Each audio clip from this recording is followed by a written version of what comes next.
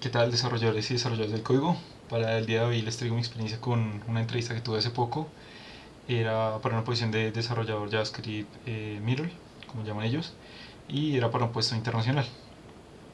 Eh, es una empresa que nació en la India, pero se fue expandiendo, está en Ucrania, en Estados Unidos, y bueno, pues nada, el primer acercamiento fue con la reclutadora. Entonces ahí esta persona, bueno, hizo una entrevista en inglés de que me gustaba y estas cosas por el estilo. Y bueno, básicamente cuál era mi experiencia.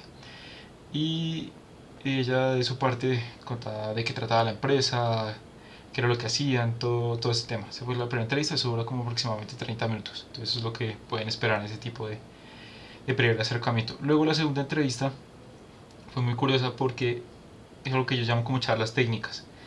Y básicamente fueron de 20 a 30 preguntas que nos demoró entre 40 a 60 minutos. Y no pude ver nada, era una videollamada. Y bueno, pues en la videollamada imposible buscar en internet. Pues no estoy de acuerdo en saberse todo esto de memoria, sin embargo me realizó todas estas preguntas.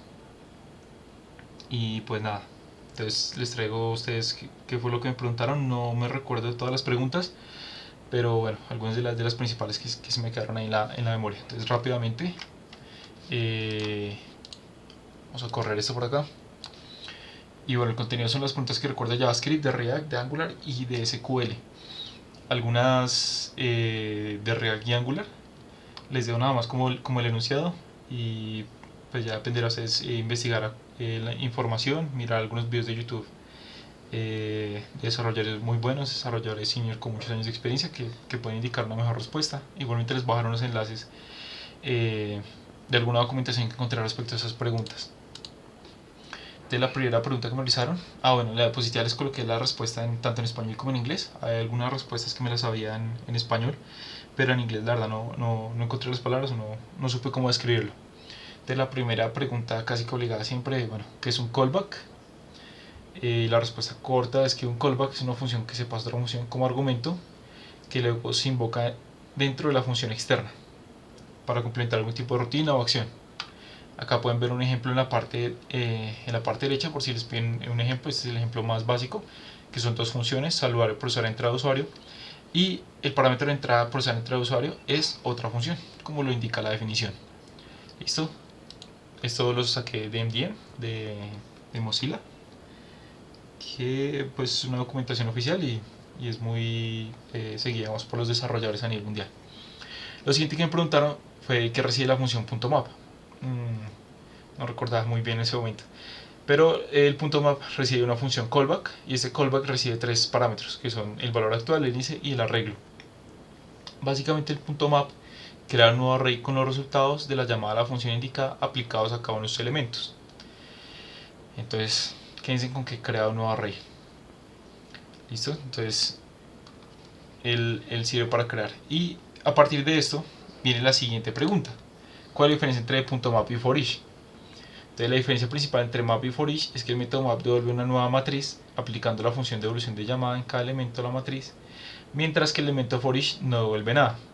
Ese es uno de los aspectos. El segundo aspecto tiene que ver con esta palabra que es mutar, o la mutabilidad. El método for each sí modifica nuestro arreglo original, que es algo que no se desea, modifica la información, o que no es acorde al último estándar.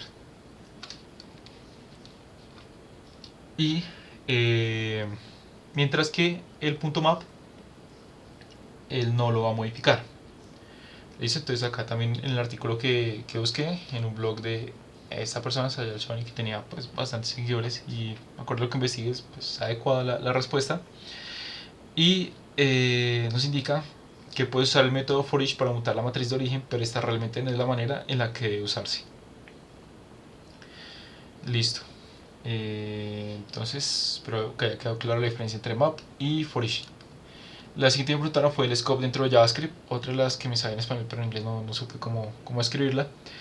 Y bueno, nada, tiene que ver con lo que se conocía anteriormente como variables globales y variables locales. Antes en JavaScript se utilizaba la palabra reservada var y let y const. Ahora en el último estándar de ECMAScript 6 la recomendación es usar simplemente let y const. Entonces, anteriormente var tenía un scope global y let un scope local, pero esto ya cambió. Ahora solo se debe utilizar la palabra let, es la recomendación. Y básicamente el scope también nos indica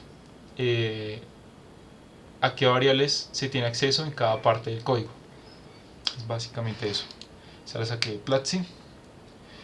Y la siguiente, me preguntaron para qué sirve promise.all, para qué sirve ese método. Básicamente devuelve una promesa que termina correctamente cuando todas las promesas del argumento iterable han sido concluidas con éxito. Entonces, ¿esto que nos evita? Que hagamos una concatenación de promesas. Promise, then, no. Con una sola es más que suficiente. Con la sintaxis que pueden observar en el costado derecho. Y acá también, bueno, está la parte en inglés, por si la requieren. Igualmente, si quieren indagar un poco más sobre cada una de estas respuestas, hay buena documentación en algunos videos de internet. Listo, vamos con la siguiente. Otra muy importante, la estructuración de arreglos, y le daré un ejemplo. Entonces me pido que escribiera en el chat como el ejemplo. Y básicamente la estructuración es una expresión que solo de JavaScript que permite desempacar valores de arreglos o propiedades de objetos en distintas variables. Acá podemos observar la sintaxis al costado derecho. Tenemos un arreglo que se llama foo, y acá sencillamente lo que hacemos es nombrar con una propiedad y lo igualamos al nombre del arreglo, y acá ya podemos imprimir una propiedad de forma individual. Este es otro ejemplo. Acá hacemos uso del operador spread, que recuerden, el spread nos permite acceder al resto de datos de un arreglo. Entonces en este caso tenemos A y B, 10 y 20, y con el operador spread podemos acceder a los otros. Entonces me parece también como importante ese ejemplo. Listo, el siguiente me preguntaron qué es estructuración de objetos y un ejemplo. Básicamente la sintaxis es muy similar. Este, como recordarán, es un objeto de JavaScript. Acá tenemos dos propiedades, el ID y si está verificado. Y acá, con una sintaxis similar a la de la diapositiva anterior, igualamos al nombre de nuestro objeto. Y acá ya podemos imprimir cada propiedad por individual. Entonces esto se utiliza bastante en React porque es la forma como pasamos los props de un componente a otro. Entonces, como que pregunta obligada. Y me preguntó qué es la sobreescritura de métodos. Y bueno, la sobreescritura de métodos tiene que ver con que puede haber diferentes métodos. O sea, si hay diferentes métodos, pero mismo nombre, pero recién diferente cantidad de parámetros de entrada. Entonces, eso, ¿qué es lo que cambia? La firma del método, que se conoce como signature. Entonces, esa es la palabra clave que deben indicar si les llegan a realizar esta pregunta. La firma del método es la que cambia. Entonces también tiene que ver con la promoción de objetos, con herencia. Entonces una clase hija hereda ese método, pero entre la clase hija yo le meto más parámetros, entonces estoy sobreescribiendo el método original. Lo que les digo, también pueden investigarlo más a profundidad, más que dar la respuesta. Lo que quiero es que conozcan que me preguntaron y que es probable que les pregunten. Y para esto está lo de los patrones en JavaScript, explicar cómo funciona. Entonces esa fue otra de las preguntas. Entonces para esto vamos acá rápidamente y encontré esta página de DigitalOcean, que es una empresa bastante conocida, y acá están los diferentes tipos de patrones. Se los voy a dejar en la descripción del video y ya pueden ustedes revisarlo uno a uno y leerlo. También en YouTube hay videos muy buenos específicos de esto, hay hasta cursos de Udemy solo para patrones de diseño, pero lo que me pedían era que dijera dos. Entonces lo que les recomiendo es este, el del Observer, que se usa bastante en Angular, y el del patrón Singleton, que me parece que es con lo más sencillito, que está por acá. Prototype, no, acá está, Singleton. Y es como el otro sencillito, como pueden ver es una explicación súper cortica. Es como saberse esos dos, ¿sí? No es necesario saberse los dos, porque ¿para qué? Como les digo, tampoco estaba de acuerdo con ese tipo de entrevista, pero pues nada, Ahí salen cosas sorpresa a veces. Uno no sabe qué esperar ya. Pero te lo recomiendo esos dos. Y listo. Siguiente, rápidamente para que no se largue mucho el video. La siguiente era la diferencia entre tipo e interfaces en Angular. Entonces también les voy a dejar unos enlaces. Porque acá buscando en Stack Overflow, en otras fuentes, bueno, había como debates al respecto de cuál era la diferencia. Bueno, y artículos bastante corticos. Pero básicamente se usan para lo mismo, solo que recordemos que la interfaz es algo de la programación orientada a objetos, se puede usar más con clases y más con TypeScript, mientras que ya los tipos es algo más funcional. Entonces, digamos que va más acorde con React. Pero también se los dejo ahí como para que lo investiguen. Listo, rápidamente la siguiente, me preguntaron que es una transacción en SQL. No me lo sabía. Una transacción es una secuencia de operaciones realizadas en una base de datos como una sola unidad lógica de trabajo. Los efectos de la transacción pueden confirmarse o revertirse. Una transacción de la base de datos debe ser atómica, consistente, aislada y duradera. Bueno, básicamente todo esto tiene que ver con la operación del CRUD. El create, read, update y delete. Entonces, básicamente lo veo de esa forma. No sé si quizás haya otra definición. Pues igualmente pueden buscarlo. Esta fue la fuente que tomé, que fue el recurso W3, que tiene información del W3 Schools. Listo, me preguntaron qué es prop drilling. Entonces el prop drilling es básicamente una situación en la que se envían los mismos datos en casi todos los niveles debido a los requisitos en el nivel final. Entonces suena también como enredado. Bueno, ¿qué es eso? Nuestro nivel final es el A.jsx. Acá es donde llamamos a nuestros componentes y sus diferentes propiedades.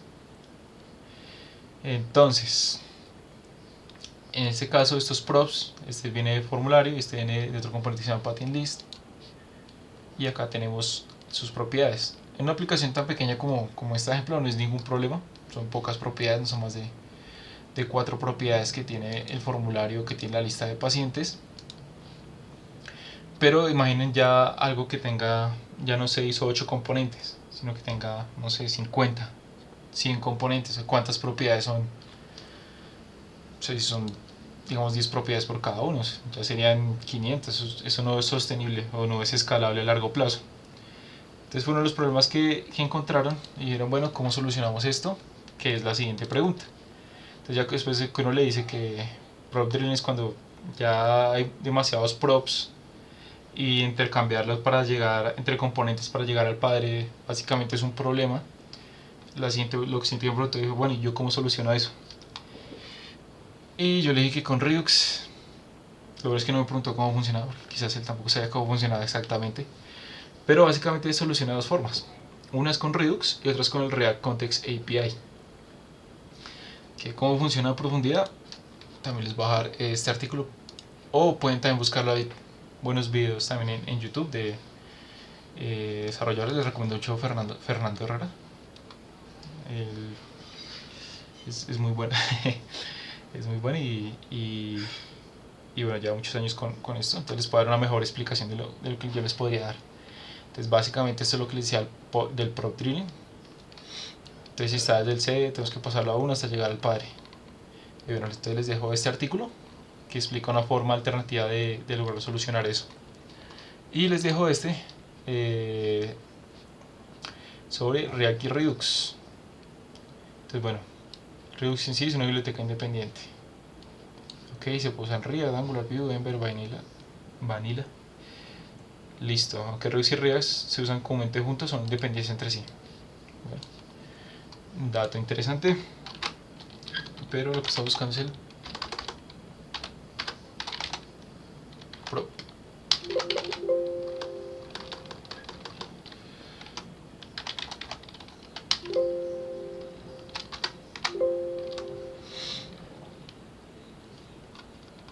Ok.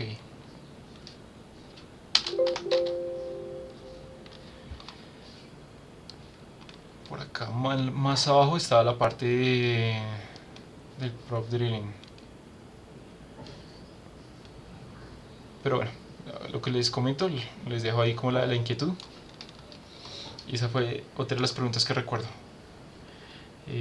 Bueno, espero les haya sido de utilidad este video. Y muchas gracias por ver estos videos. Espero les sirva. Y si les sale una de estas preguntas, ya la conozcan de antemano cómo responderla.